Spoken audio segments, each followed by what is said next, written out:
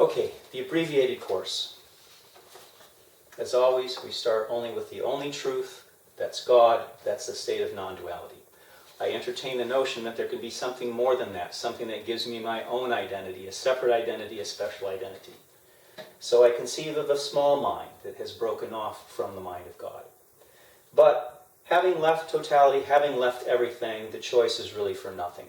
It's insignificant and meaningless. But rather than go back to that, which I've already rejected, I try and think, what can I do to give this substance? And by filling my mind with this idea of something in complete contrast to love and peace and totality, I now establish the sense of guilt that I have accomplished my separation, that I have made myself special and different and distinct, and I value this over that. I have given birth to relationship. But my problem is my choice fills me with the experience of terror. What can I do with that rather than to let it go and return to the memory of God?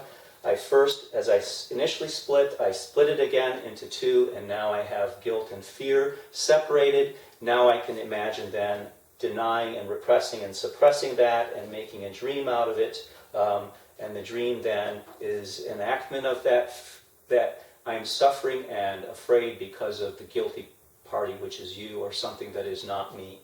So whereas there's God, the tiny mad idea, separate mind, filled with the idea, the experience of guilt and fear, and then the world, just as this covers the memory of God, then my dream covers the memory of my mind.